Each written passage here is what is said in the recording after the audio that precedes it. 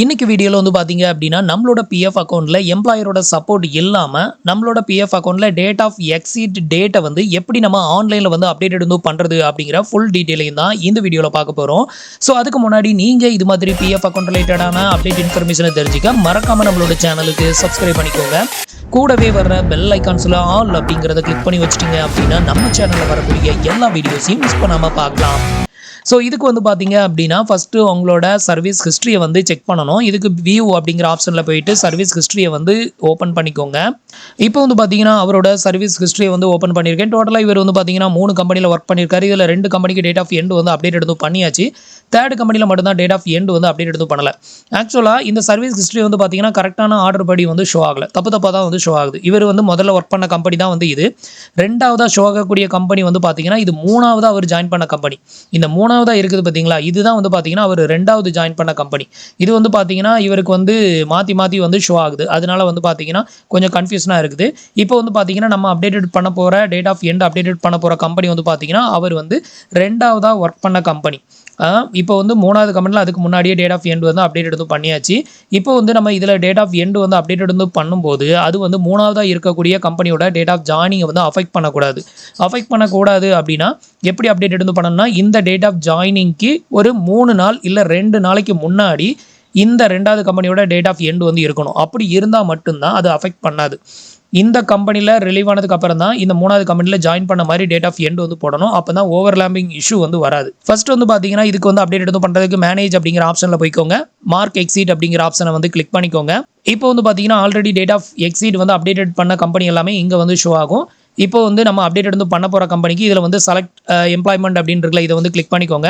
இப்போ வந்து பார்த்தீங்கன்னா நிபாப் அப்படிங்கிற இந்த கம்பெனியில் தான் டேட் ஆஃப் எண்ட் வந்து அப்டேட் எடுத்து பண்ணலை. ஸோ அதனால் அதை வந்து நான் செலக்ட் பண்ணிக்கிறேன். இதை வந்து செலக்ட் பண்ணதுமே மேலே வந்து பார்த்தீங்கன்னா உங்களுக்கு லாஸ்ட் கான்ட்ரிபியூஷன் வந்து எப்போ கிரெடிட்டட் ஆச்சு அப்படிங்கிறத இந்த இடத்துல நீங்கள் பார்க்கலாம். இதுக்கு நீங்கள் பாஸ்புக்கை ஓப்பன் பண்ணி செக் பண்ணணும் அப்படின்லாம் அவசியம் கிடையாது. இதில் வந்து பார்த்தீங்கன்னா லாஸ்ட் கான்ட்ரிபியூஷன் ஜூலையில் தான் வந்து ரிசீவ் ஆயிருக்கு. இதை வந்து பார்த்தீங்கன்னா இங்கேயே வந்து பார்த்துடலாம் இதில் தான் ரிசீவ் ஆயிருக்கு அப்படின்னு. அடுத்தது இந்த இடத்துல நீங்கள் கிளிக் பண்ணுங்கள். கிளிக் பண்ணும்போது இதில் என்ன மந்த்து வந்து இருக்குதோ அதே மந்த்து தான் இங்கே ஷோ ஆகுது அப்படின்னா ஓகே.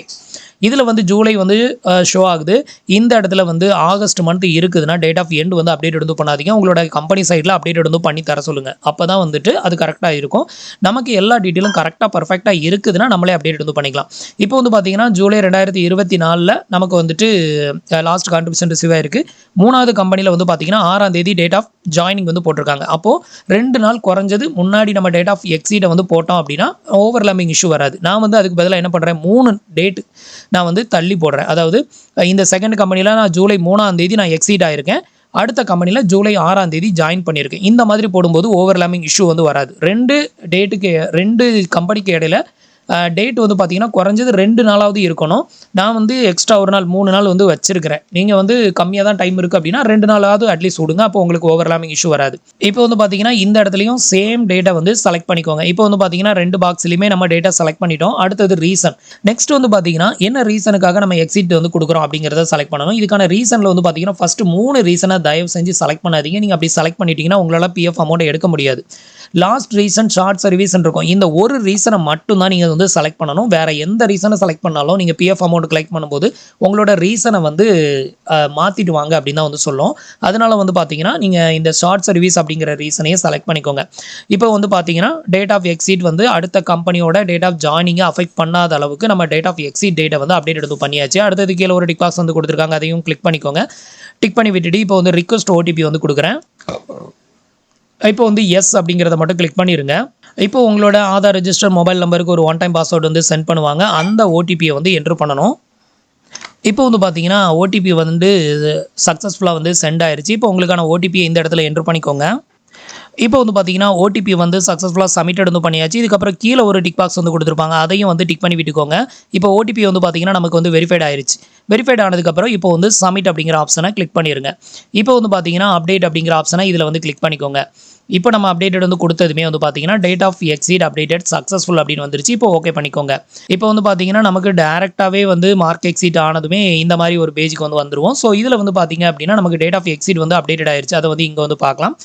இதில் வந்து பார்த்தீங்கன்னா நிவாப் அப்படிங்கிறது வந்து செகண்ட் கம்பெனியில் வந்து பார்த்தீங்கன்னா 3 ஜூலை 2024 நம்ம ரிலீவ் ஆயிருக்கும். மூணாவது கம்பெனி வந்து பார்த்தீங்கன்னா 6 ஜூலை 2024 நம்ம ஜாயின் பண்ணியிருக்கோம். அப்போ இந்த 2க்கும் இடையில ஓவர்லாப்பிங் இஷ்யூ வந்து வராது. அப்போ ஈஸியாக நம்மளால் வந்து கிளைம் பண்ண முடியும். இப்போ வந்து பார்த்தீங்கன்னா நான் சர்வீஸ் ஹிஸ்ட்ரி ஓப்பன் பண்ணி காமிக்கிறேன். இப்போ சர்வீஸ் ஹிஸ்ட்ரி வந்து பாருங்கள். இதுக்கு முன்னாடி நான் உங்களுக்கு காமிக்கும்போது இந்த இடத்துல வந்து பார்த்தீங்கன்னா எந்த ஒரு டேட்டுமே வந்து ஷோ ஆகலை. இப்போ வந்து பார்த்தீங்கன்னா 3ஆம் தேதி கரெக்டாக ஷோ ஆகுதா, இந்த மாதிரி ஷோ ஆகணும். ஸோ இந்த மாதிரி இருந்ததுன்னா நம்ம டேட் ஆஃப் எக்ஸீட் வந்து கரெக்டாக அப்டேட் எடுத்து பண்ணிட்டோம் அப்படிங்கிறத கன்ஃபார்ம் வந்து பண்ணிக்கலாம். இதுக்கப்புறம் வந்து பார்த்தீங்கன்னா நீங்கள் இன்னும் ட்ரான்ஸ்ஃபர் பண்ணாத அமௌண்ட் ஏதாவது இருந்ததுன்னா அதை வந்து இந்த டேட் ஆஃப் எக்ஸீட் போடுறதுக்கு முன்னாடியே முடிஞ்ச வரைக்கும் ட்ரான்ஸ்ஃபர் வந்து பண்ணிக்கோங்க. பண்ணிவிட்டு அதுக்கப்புறமா இந்த டேட் ஆஃப் எக்ஸீட் வந்து கொடுத்துக்கோங்க. ஸோ அப்போ தான் வந்து பார்த்தீங்கன்னா இன்கேஸ் உங்களுக்கு எம்ப்ளாயர் சப்போர்ட் தேவைப்பட்டுச்சு அப்படின்னா அந்த ட்ரான்ஸ்ஃபர் ரிக்வெஸ்ட்டுக்கு எம்ப்ளாயர் அப்ரூவல் கொடுப்பாங்க. நீங்கள் டேட் ஆஃப் எக்ஸீட் போட்டுட்டு அதுக்கப்புறமா ட்ரை பண்ணிங்கன்னா எம்ப்ளாயருக்கு போகலைன்னா பிரச்சனை இல்லை. எம்ப்ளாயருக்கு போச்சுன்னா எம்ப்ளாயர் வந்து ரெஸ்பான்ஸ் வந்து பண்ண மாட்டார். அதுக்காக தான் வந்து சொல்கிறேன். ஃபியூச்சரில் வந்து பார்த்தீங்கன்னா எம்ப்ளாயரோட சப்போர்ட் தேவையில்லை அப்படின்னா நீங்கள் எப்போ வேணாலும் டேட் ஆஃப் எக்ஸீட் வந்து கொடுத்துட்டு அதுக்கப்புறம் கூட ட்ரான்ஸ்ஃபர் வந்து போடலாம். அப்போ பிஎஃப் ஆஃபீஸ் வந்து டேரெக்டாக அப்ரூவல் வந்து கொடுப்பாங்க. ஸோ இவ்வளோ தான் வந்து பார்த்தீங்கன்னா நம்மளோட பிஎஃப் அக்கௌண்ட்டில் எம்ப்ளாயரோட சப்போர்ட் இல்லாமல் ஆன்லைனில் டேட் ஆஃப் எக்ஸீட் வந்து அப்டேட் வந்து பண்ணுறதுக்கான ப்ரொசீஜர். ஸோ இந்த ப்ரொசீஜர் நான் சொன்ன ஒரு சில ரூல்ஸ் அண்ட் ரெகுலேஷன் இது எல்லாத்தையுமே ஃபாலோ பண்ணி கரெக்டாக அப்டேட் எடுத்து பண்ணுங்கள். உங்களுக்கு அப்படி கரெக்டான டேட் வந்து ஷோ ஆகலை அப்படின்னா தயவு செஞ்சு அப்டேட் எடுத்து பண்ணாதீங்க. அப்டேட் எடுத்து பண்ணிட்டீங்கன்னா திருப்பி அதை சரி பண்ணுறதுக்கு இன்னுமே நிறைய ரிஸ்க் எடுக்க வேண்டியிருக்கும். ஸோ அதனால் வந்து பார்த்தீங்கன்னா கேர்ஃபுல்லாக அப்டேட் எடுத்து பண்ணுங்கள். ஸோ ஃப்ரெண்ட்ஸ், இன்னைக்கு சொன்ன இந்த அப்டேட் இன்ஃபர்மேஷன் உங்களுக்கு ரொம்பவே யூஸ்ஃபுல்லாகவும் இன்ஃபர்மேட்டிவாகவும் இருந்திருக்கும் அப்படின்னு நினைக்கிறேன். நம்மளோட வீடியோஸ் பிடிச்சிருந்ததுன்னா லைக் பண்ணுங்கள், ஷேர் பண்ணுங்கள், கமெண்ட் பண்ணுங்கள். மறக்காமல் நம்மளோட சேனலுக்கு சப்ஸ்கிரைப் பண்ணி சப்போர்ட் பண்ணுங்கள். தேங்க்ஸ் ஃபார் வாட்சிங்.